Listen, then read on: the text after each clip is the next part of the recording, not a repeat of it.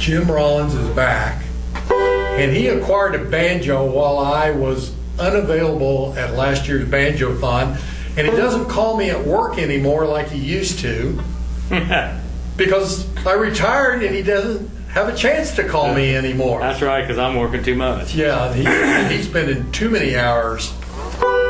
So yeah. Tell us a little bit about the banjo you acquired there, a bit of the history, and then take us through a couple, 2 or 3 numbers. It's a this is original flathead RB75, shipped out October 2nd, 1940 to I think it's called Fred's Music Barn or Fred's Music in Baltimore, Maryland, which was a big Gibson dealer.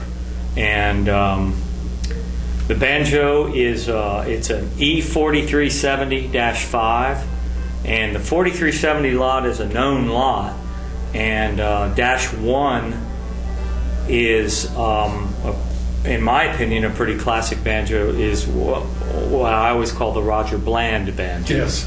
And -2 is a known banjo. I don't know anything about it, but I know it's a known banjo. And to my knowledge, I think -4 is known, and -5 had never surfaced. And it's just like one of those stories. It just showed up in the last year and a half, 2 years, and I had the opportunity to purchase it, and it's a great banjo, and it's box stock straight RB75, except for the fingerboard. If you notice, is a bow tie board, and a lot of people know, a lot of people don't know that in the 50s, instead of replacing frets, if you need frets, they just pop the board off and put another board on, just like they did with Earl Scruggs' banjo. Yes. And I've seen a number of banjos like that with boards, with bow tie boards in the 50s, both tenors and 5 strings and plectrums. And it's a pretty standard appointed maple neck, no hand stop. Show the back of the neck, because not only did they Gibson refinished it. They refinished the neck, not the resonator. Right. So, and it's like the tuners or the butterscotch button. Actually, that's a good point. These tuners are reproductions. Okay. So I don't know exactly what tuners would have come on it. It had, I think it had those box tuners on it, but okay, the Clusen boxes. Yeah, something like that. I honestly, I can't remember. And, ebony board? No, I think it's a rosewood board. Dark It's just an older board, and to my knowledge, the banjo, the owner had it for a long time, and was apparently had family in North Carolina, and maybe had gone down for a visit and was killed in a car wreck. Oh dear. So it sat, again, like everybody says, under a bed for about 40 or 50 years from when I'm hearing, maybe 30 or 40. And then his sister, it's my understanding, and she was like in her 80s, she brought it into a music store, and it's like, hey, I got this banjo, do you want to buy it? And I purchased it a little bit after that. Yeah. It's a really good banjo.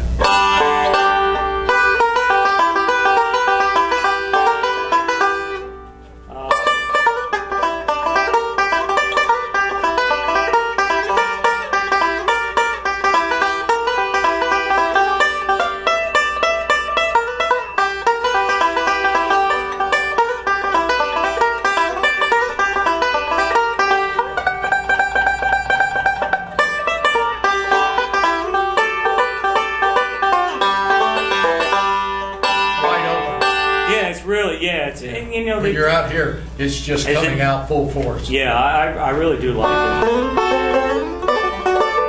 And you can do slow stuff on it,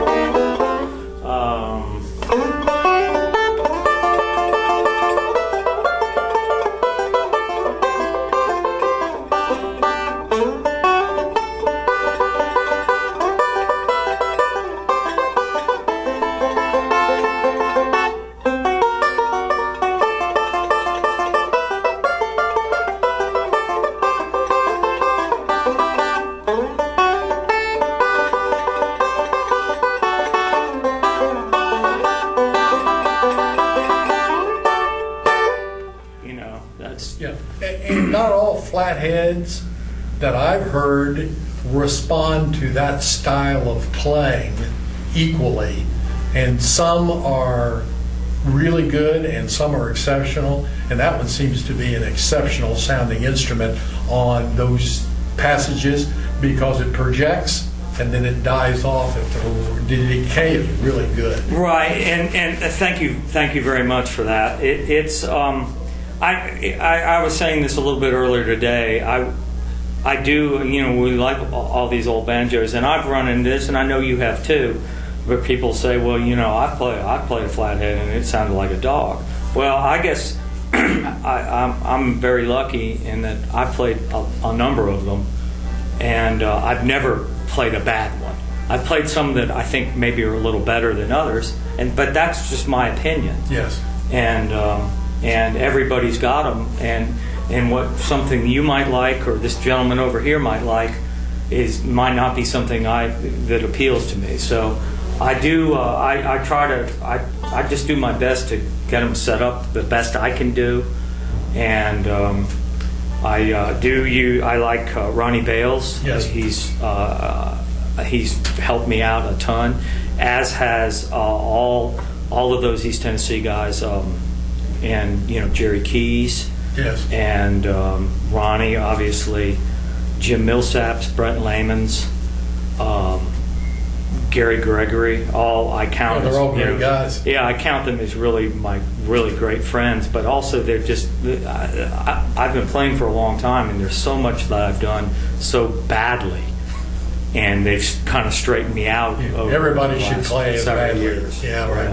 But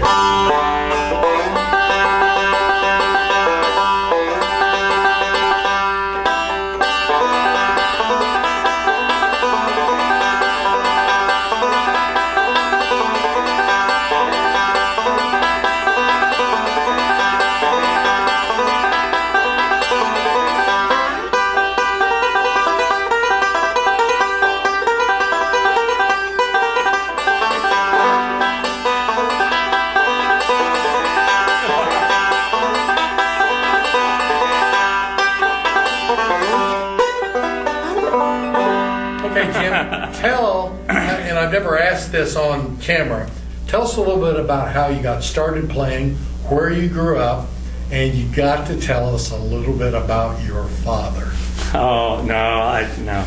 Well, Don't be embarrassed to tell this story, because it really is about who you are. Well, I mean, I was I was born and raised in the Washington D.C. area, and actually, if you follow the seldom scene, I was raised maybe 3 or 4 miles from where the Red Fox Inn was, and I rode my bike up one time to the Red Fox Inn for some other kind of illicit activity, and peeked into the Red Fox Inn and saw the Johnson Mountain Boys, and it happened to be at that time Dudley Connell. It was like on an open mic night, and Dudley Connell was playing banjo, and I can't remember. I want to say the guy's name was Ron Welch, but I'm not sure.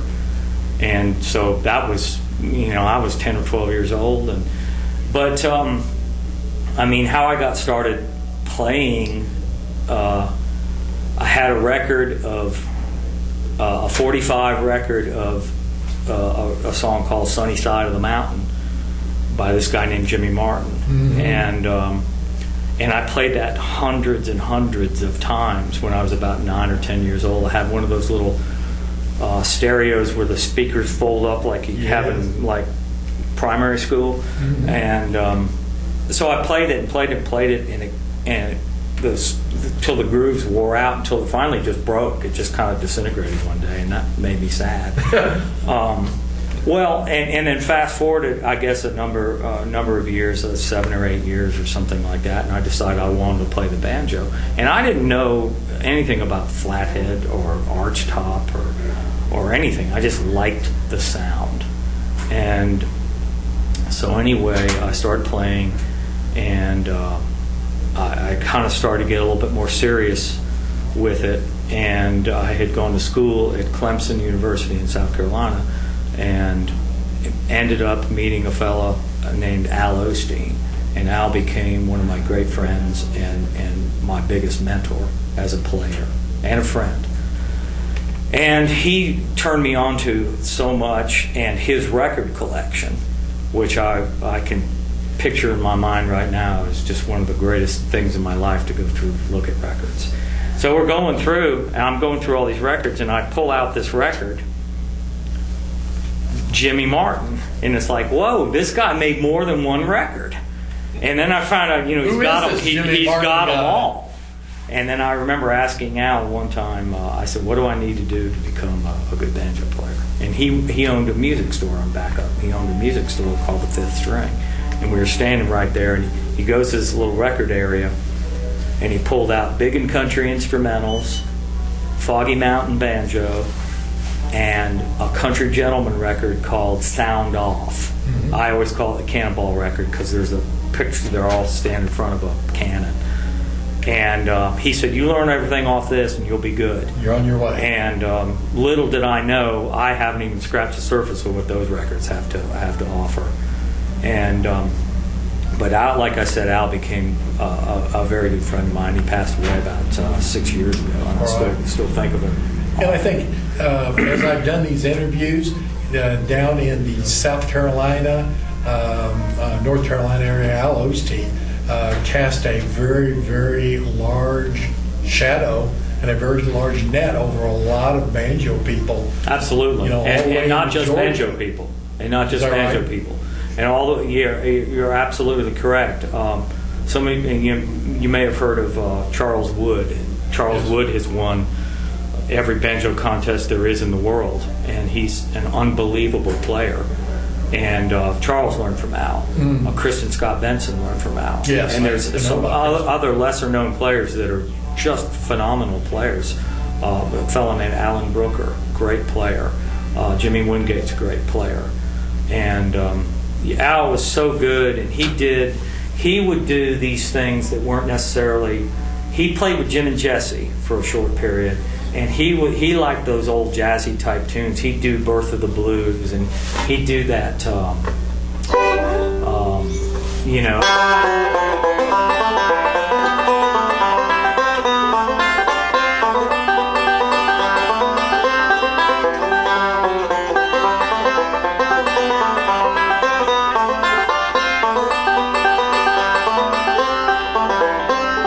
Birth of the Blues, and he really turned me on to Alan Shelton, who I think is really just one of the titans of the instrument.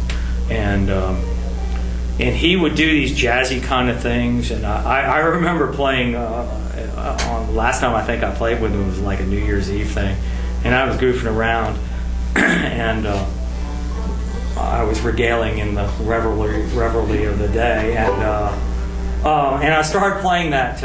That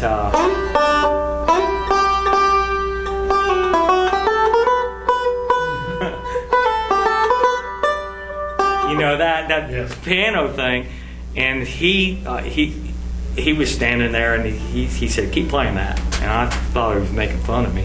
And he gets a guitar. He grabbed a guitar and started playing all those Django Reinhardt closed chords. Mm-hmm. And I still think about that. Yes. And I'm just goofing around, but he played and he's all walking that. The chords.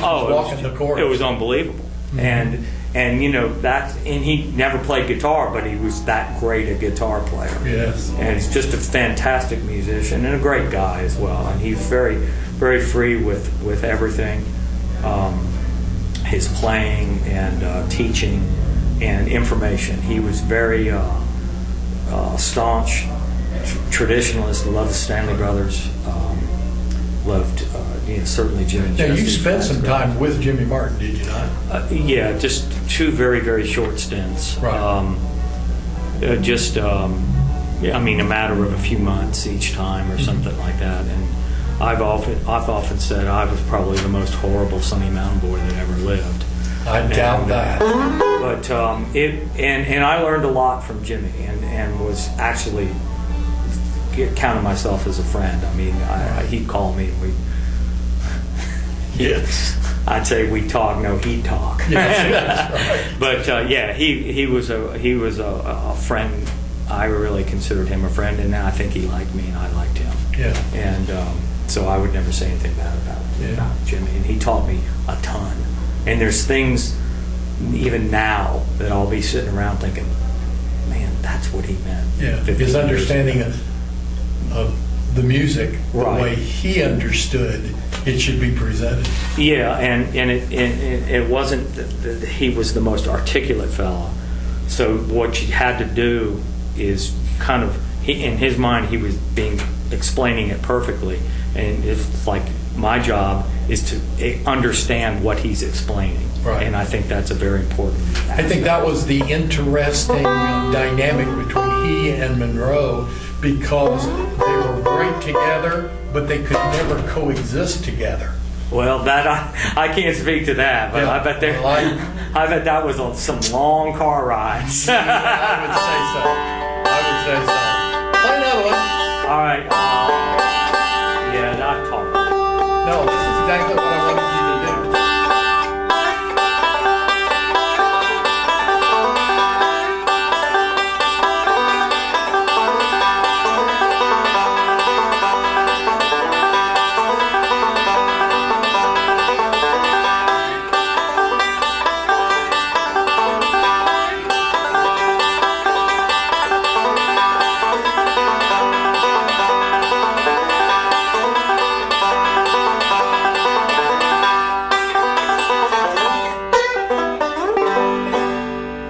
Thank you, Jim. Oh, thank you very much, Dave. I appreciate it.